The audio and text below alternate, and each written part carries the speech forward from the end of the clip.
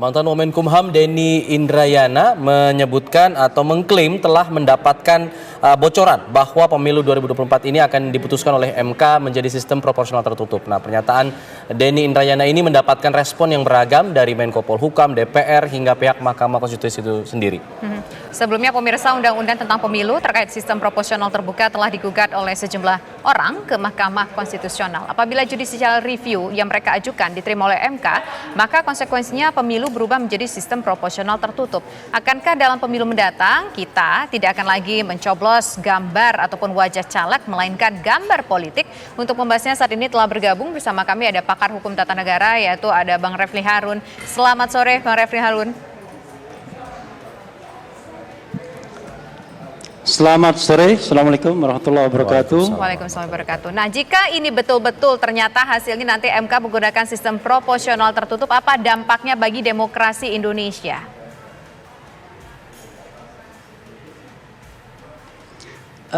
Satu, saya ingin mengatakan bahwa sesungguhnya seharusnya MK tidak memilihkan sistem pemilu apa yang cocok bagi Indonesia. Itu satu. Kenapa begitu? Karena sistem pemilu itu bukan soal konstitusionalitas norma atau tidak. Oke, itu satu statement yang ingin saya katakan.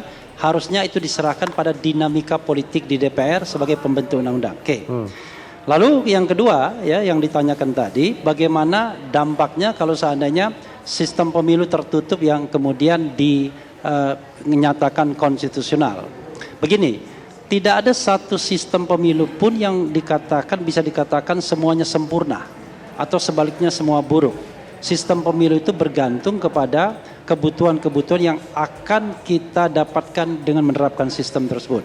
Jadi baik itu proporsional terbuka maupun proporsional tertutup itu sama sahnya, sama konstitusionalnya. Bahkan sekalipun kita misalnya menerapkan sistem yang belum pernah kita terapkan seperti mayoritarian atau distrik, itu juga sah juga dalam kerangka konstitusi kita. Nah, cuma kalau kita akhirnya memilih sistem tertutup, maka dalam politik yang sangat oligarkis, sangat elitis, tidak ada demokrasi internal partai politik, maka kita kehilangan banyak akses rakyat terhadap kemampuan kita untuk menentukan siapa yang harus kita dudukkan di dalam parlemen. Karena terjadi diskriminasi tentunya antara mereka yang ditempatkan di urutan 1, 2 dengan mereka yang ditempatkan di urutan 3, 4 dan seterusnya. Karena menurut data yang ada, ya paling satu partai itu hanya bisa mendapatkan maksimal barangkali 2 kursi saja di satu dapil. Rata-rata 1 kursi dan jarang sekali bisa 3 kursi begitu.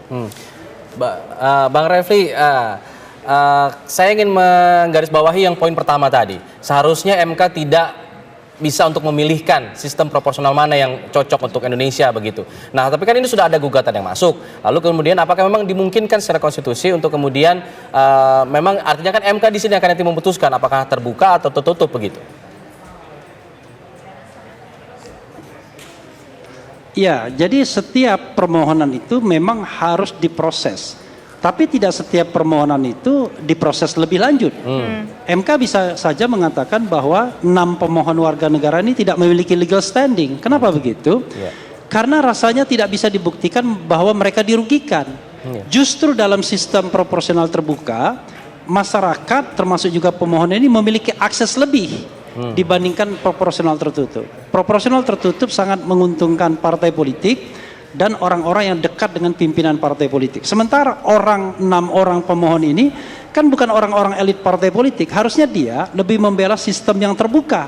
Kalau seandainya dia mengatakan dirugikan. Yang merugikan itu justru yang tertutup dibandingkan yang terbuka. Nah, dalam konteks ini saya mengatakan harusnya MK tidak memproses lebih lanjut perkara ini dengan mengatakan bahwa 6 warga negara ini tidak memiliki legal standing karena tidak bisa membuktikan bahwa mereka dirugikan dengan penerapan sistem proporsional yang terbuka itu. Itu satu. Nah, yang kedua adalah kan tidak setiap permohonan itu harus dikabulkan. Permohonan yang bukan merupakan perdebatan wilayah konstitusional, tidak mempermasalahkan atau tidak bisa dipermasalahkan norma konstitusinya, ya harusnya ditolak saja. Jadi tidak mesti kemudian permohonan itu harus diproses berlarut-larut dan kemudian mengganggu proses atau tahapan pemilu. Banyak sekali calon-calon yang mengeluh kepada saya karena mereka sudah di-approach partai politik, didaftarkan sebagai calon, tetapi kemudian mereka akan terancam seandainya mereka tidak duduk di urutan 1 atau paling tidak 2. Oke. Baik, ini kan berarti seharusnya MK bisa menolak ini menurut sudut pandang pakar hukum tata negara begitu. Tapi kalau seandainya lah ternyata, kan ini proses hukum sudah berjalan. MK sudah mulai melakukan proses-proses terhadap tuntutan ini begitu. Kemudian nanti pasti akan ada putusan yang keluar. Kalau seandainya putusan yang keluar dan memang ternyata tertutup, apa kemudian langkah yang bisa dilakukan lagi ke depannya kalau memang banyak orang yang merasa dirugikan? Nanti akan dijawab ya usai kumandang azan maghrib untuk wilayah DKI Jakarta dan sekitarnya berikut ini.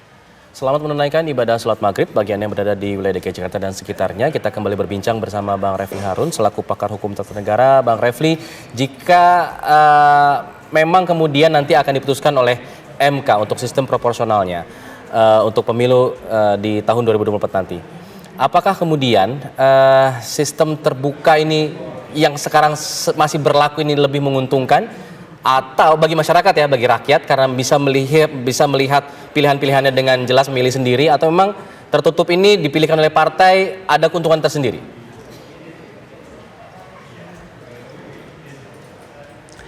Iya, saya sebenarnya tidak ingin memberikan legitimasi kepada MK untuk memilihkan sistem pemilu mana yang cocok untuk Indonesia. Karena sekali lagi itu adalah sesuatu yang dinamis yang seharusnya diserahkan pada pembentuk undang-undang. Bayangkan, kalau MK mengatakan sistem pemilu A yang konstitusional dan B tidak, maka besok-besok kita susah mengubah sistem pemilu sesuai dengan dinamika yang berkembang di masyarakat.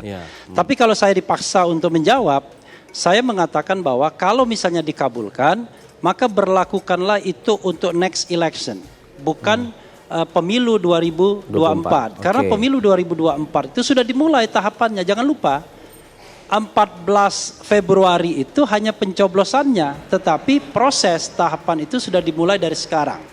Jadi kalau seandainya berubah aturan di tengah jalan, itu sangat tidak elok. Sama seperti halnya pimpinan KPK, harusnya diberlakukan pada next pimpinan KPK yang baru, bukan pimpinan KPK yang sekarang. Tapi kalau kita bicara keunggulan dan kelebihan, ya selalu inherent di dalamnya. Sistem proporsional terbuka itu jauh lebih memberikan kesempatan partisipatif kepada masyarakat pemilih untuk bisa memilih calon-calonnya secara langsung. Nah, kelemahannya adalah dia agak complicated, agak lebih ribet. Kalau dikaitkan dengan kecurangan, potensi kecurangannya jauh lebih besar. Tetapi kecurangan itu kan sesungguhnya bukan besar dan kecil potensinya, tetapi sejauh mana kita punya komitmen untuk menjalankan pemilu yang luber dan jurdil, dan harus dimulai dari pimpinan tertinggi kita, Presiden Republik Indonesia, begitu. Ya Bang Refli, menjawab pertanyaan tadi, tapi kan tadi disampaikan bahwa ini sebenarnya nggak punya legal standingnya untuk MK memberikan putusan soal ini dan juga memberikan persidangan persoalan ini. Tapi kalau seandainya kita lihat sekarang sudah berjalan, kemudian juga kita tengah menunggu hasilnya seperti apa, lantas apa yang mungkin bisa dilakukan kalau ternyata memang hasilnya tidak sesuai dengan harapan masyarakat Indonesia pada umumnya? Saya berterima kasih kepada Denny Indrayana yang membocorkan soal ini. Perkara benar atau tidak, tetapi hal ini kemudian muncul ke publik dan menjadi perbincangan publik. Paling tidak hari ini dan kemudian sampai kita menunggu putusan MK, kita bisa berargumentasi. Bukan kita melontarkan sentimen, tapi kita berargumentasi bahwa tidak seharusnya MK memilihkan sistem pemilu bagi kita semua. Sistem pemilu biarkan itu menjadi kewenangan para anggota DPR, plus pertimbangan dari DPD dan kemudian partisipasi masyarakat. Nah, dalam konteks itu saya menyesalkan terus terang pernyataan Prof. Mahfud ya, seolah-olah memberikan peluang untuk melakukan kriminalisasi terhadap Denny Indrayana. Karena apa?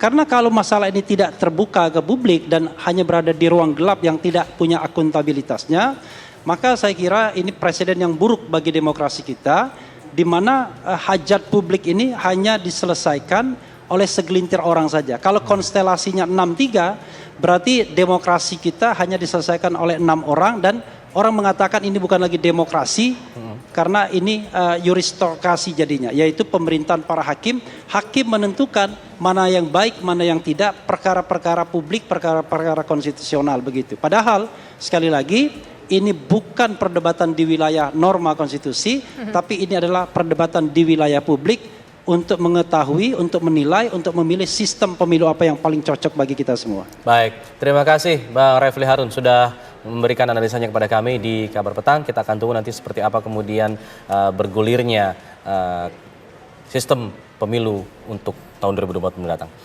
Selamat sore Bang Refli, Assalamualaikum.